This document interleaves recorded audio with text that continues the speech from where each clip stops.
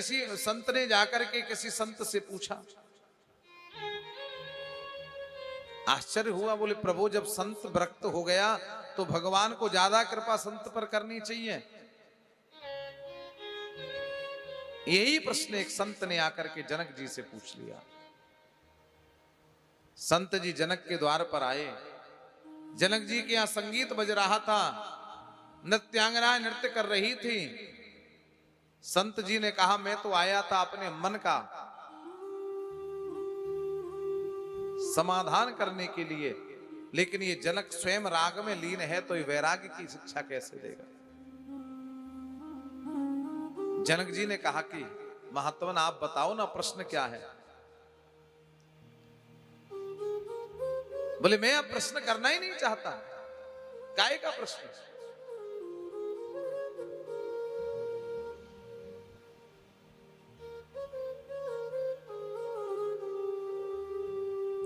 बोले तुम स्वयं राग में लीन हो, तुम दूसरे को वैराग्य कैसे प्राप्त करा सकते हो।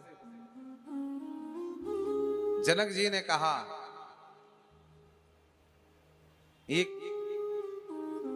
एक पात्र है जिसमें तेल भरा हुआ है।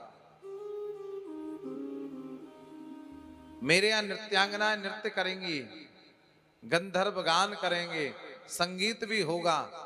आपको मेरी सभा की एक परिक्रमा लगानी है। अगर आपने ये परिक्रमा लगाते हुए एक बूंद भी धरती पर इसमें से तेल छलका दिया तो पीछे नंगी तलवार लेकर मेरे सेवक चलेंगे, तुम्हारे सिर को धड़ से अलग कर देंगे। पूरी परिक्रमा होते होते स्मरण हो गया। यही संत ने संत से कहा कि जब भगवान ने एक विरक्त से कहा कि तुम इस सभा में एक परिक्रमा लगाओ ना, घृत से भरा हुआ पात्र है, अगर एक बूंद भी टपक गई। पूरी सभा की परिक्रमा लगाई। भगवान ने कहा क्या क्या हुआ था बताओ। बोले मुझे कुछ नहीं पता। क्यों। बोले मेरा ध्यान तो इस पात्र पर था, इस कटोरे पर था। क्यों कि एक बूंद भी गिर गई तो मेरी मृत्यु हो जाएगी। भगवान ने कहा तुम्हें जीवन का इतना मूल्य हुआ कि तुम सब कुछ छोड़ करके जीवन को संवारने में लग गए।